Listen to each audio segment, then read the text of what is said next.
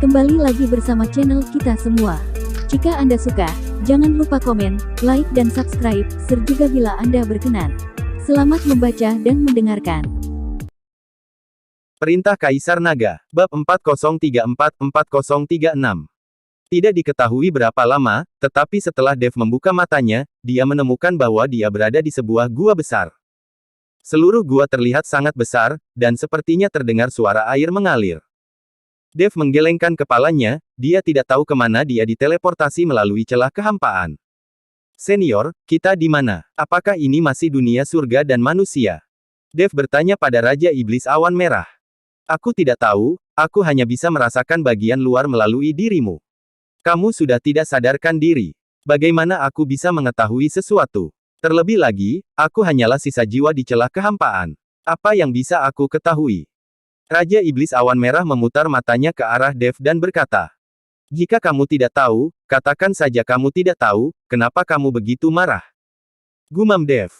Dia pasti marah karena dia tidak membiarkan Raja Iblis Awan Merah mengendalikan tubuhnya.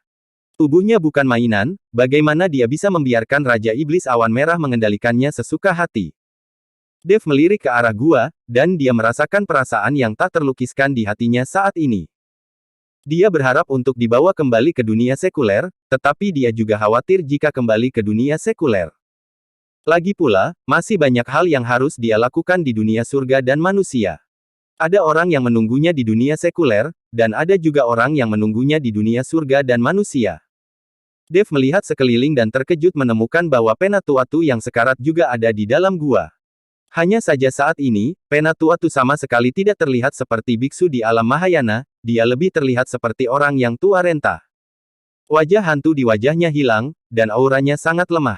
Dia tidak lagi memiliki kekuatan biksu alam Mahayana. Setelah menggunakan metode rahasia, kakinya terpotong oleh pisau tajam ruang dan waktu. Setelah mengalami pukulan seperti itu, cukup beruntung Penatuatu dapat bertahan. Dev melangkah maju dan memanggil Penatuatu. Benar saja, dia tidak bergerak. Ketika Dev melihat ini, dia perlahan berjongkok. "Nak, apa yang akan kamu lakukan? Ingin menyelamatkan dia?" Raja Iblis Awan Merah bertanya setelah melihat ini. "Selamatkan pantatmu. Orang ini selalu ingin membunuhku dan memilih mati bersamaku. Bagaimana aku ingin menyelamatkannya? Aku baru saja melihat tas penyimpanan di tubuhnya. Pasti ada barang bagus di dalamnya, jadi ambil saja dan lihat." Dev berkata dengan dingin. Dev bukanlah seorang ibu suci. Siapapun yang ingin membunuhnya, harus mati. Tetapi ketika Dev mengulurkan tangan untuk melepas tas penyimpanan Penatuatu, Penatuatu tiba-tiba membuka matanya. "Pergilah ke neraka." Terlihat Penatuatu langsung mengulurkan cakarnya dan mencengkeram leher Dev dengan keras. Terlebih lagi, cakar ini memiliki aura yang tajam dan sangat cepat. Jika cakar tersebut mencengkeram secara langsung, leher Dev akan patah dalam sekejap.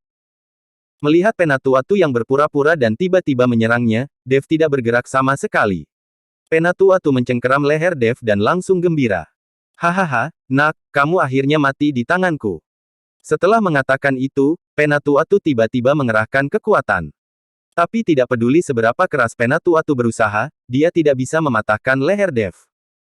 Pada akhirnya, Penatuatu menekannya hingga wajahnya memerah dan lehernya menjadi tebal, tetapi tetap tidak berhasil. Sambil melihat ke arahnya, Dev memandang Penatuatu seperti orang idiot. Tubuh fisik Dev telah ditempa berkali-kali. Jika Penatuatu masih biksu di alam Mahayana, dia pasti akan mampu mematahkan leher Dev. Tetapi sekarang tubuh Penatuatu sangat lemah, dan mungkin sulit baginya untuk mencapai gabungan kekuatan dan alam fisik. Dengan kekuatan seperti ini, jika ingin mematahkan leher Dev, bukankah itu lelucon? Apa kamu tidak tahu kekuatan macam apa yang kamu miliki sekarang? Jangankan mematahkan leherku. Meskipun aku memberimu sebuah batu, aku khawatir kamu bahkan tidak bisa menghancurkannya sekarang. Dev meraih pergelangan tangan Penatuatu dan dengan sedikit kekuatan, dia melepaskan tangan Penatuatu. Penatuatu ingin melawan, tetapi Dev berusaha keras. Klik.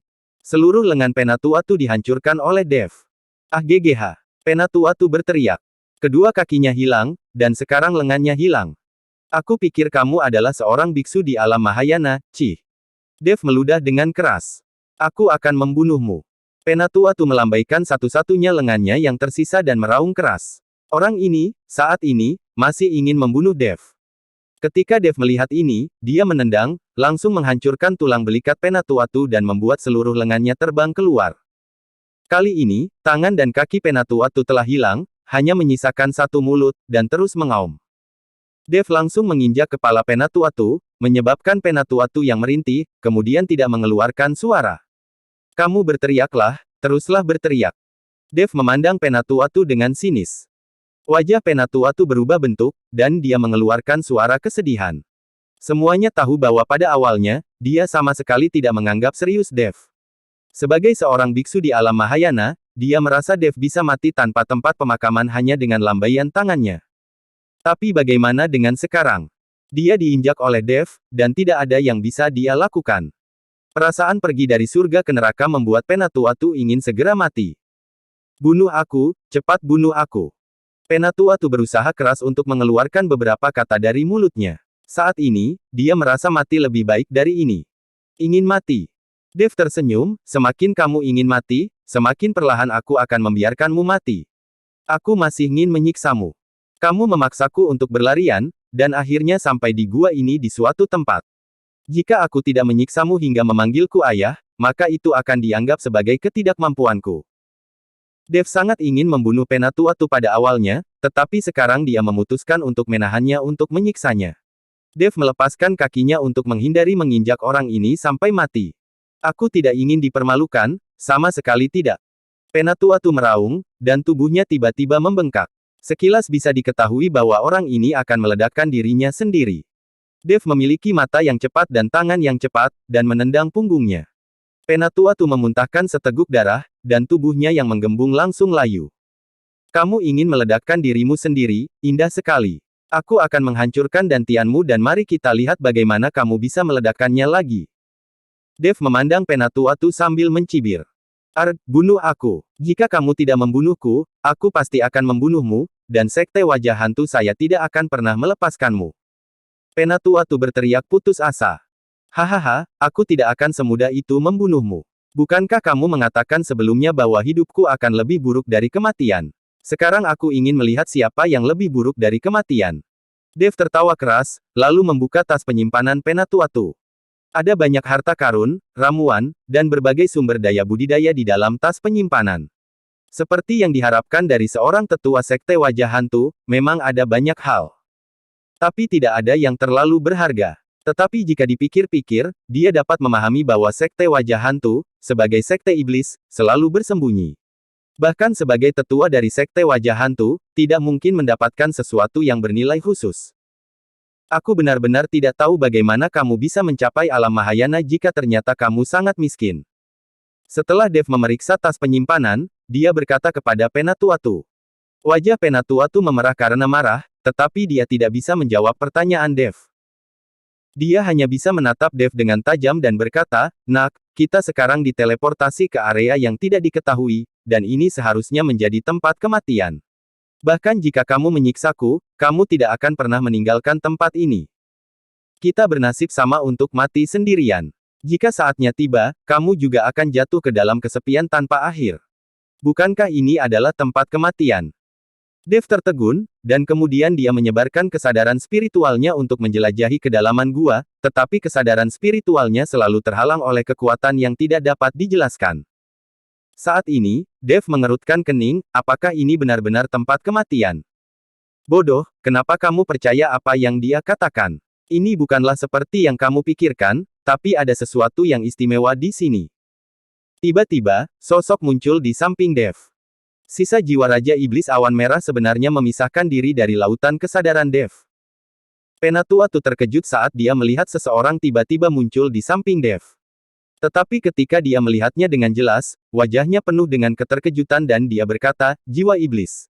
Apakah ini jiwa iblis di lautan kesadaranmu, yang menghancurkan jiwa iblis milikku? Diam, apakah mereka layak disebut jiwa iblis? Apakah kalian layak menjadi iblis? Aku adalah iblis sejati. Kalian hanyalah pembudidaya iblis, kalian tidak memiliki darah iblis murni. Aku pikir kalian hanyalah sekelompok orang campuran manusia dan iblis." Raja Iblis Awan Merah memandang Penatuatu dengan jijik dan berkata, "Orang ini selalu mengaku sebagai iblis, tetapi tidak memiliki darah iblis yang sebenarnya. Ada banyak pembudidaya iblis yang merupakan manusia dan menjadi pembudidaya iblis karena mereka mempraktikkan keterampilan iblis. Setelah orang-orang ini berkembang, mereka mendirikan sekte dan mulai menganggap diri mereka iblis. Tapi mereka bukanlah iblis murni. Orang seperti ini akan menjadi semakin sulit seiring dengan berkembangnya kekuatan mereka, karena orang yang bukan berdarah iblis murni tidak dapat melatih keterampilan terbaik iblis. Siapa kamu? Beraninya kamu mengatakan ini padaku?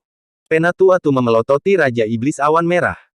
Dia bisa dipukuli dan diejek, tetapi mengatakan bahwa dia sebenarnya bukan iblis dan dia hanyalah darah campuran, itu terlalu menyakitkan. Siapa aku? Raja Iblis Awan Merah tertegun sejenak, lalu dia tertawa keras dan berkata, aku adalah Raja Iblis Awan Merah dari alam surga, dan aku juga selevel dengan Raja Bintang Api. Gunung berapi suci ini terbentuk dari jatuhnya salah satu benda milik Raja Bintang Api. Sekarang menurutmu apakah kamu tidak percaya jika aku mengatakan ini kepadamu? Kata-kata Raja Iblis Awan Merah membuat Penatuatu tercengang. Dia tidak mengenal Raja Iblis Awan Merah, tapi dia pernah mendengar Raja Bintang Api. Menurut legenda, gunung berapi suci ini dibentuk oleh benda suci yang dijatuhkan oleh Raja Bintang Api.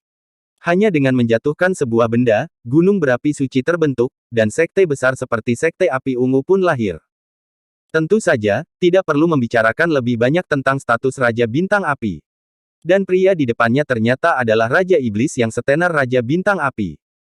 Penatuatu sangat ketakutan. Sekarang dia akhirnya mengerti mengapa Dev, yang hanya berada di alam kesengsaraan transendensi tingkat keempat, begitu sulit untuk dihadapi. Senior, sisa jiwamu tiba-tiba bisa lepas dari lautan kesadaranku. Apakah ini berarti gua ini mirip dengan gua penelan iblis tempatmu berada? Dev bertanya pada Raja Iblis Awan Merah. Ya, tapi ada persamaan dan perbedaannya. Kalau tidak, aku tidak akan berani menunjukkan sisa jiwa ke dunia luar. Tapi ini juga membuktikan bahwa ini bukanlah tempat kematian.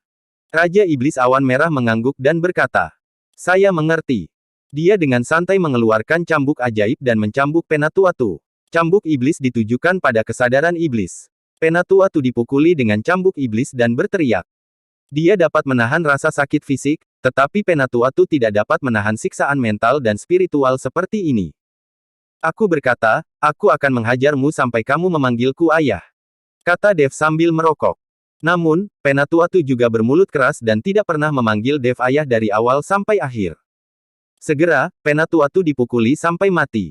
Dia tidak memiliki lengan atau kaki, dan hanya tubuhnya yang gemetar. Ketika Dev melihat ini, dia mengikat Penatuatu dengan cambuk ajaib, lalu menariknya pergi dengan tangannya, dan mulai mencari jalan keluar dari gua. Di perjalanan, ada bekas darah di sepanjang jalan. Penatuatu tersadar dan melihat bahwa dia ditarik oleh Dev seperti anjing mati, dan seluruh tubuhnya roboh. Bersambung.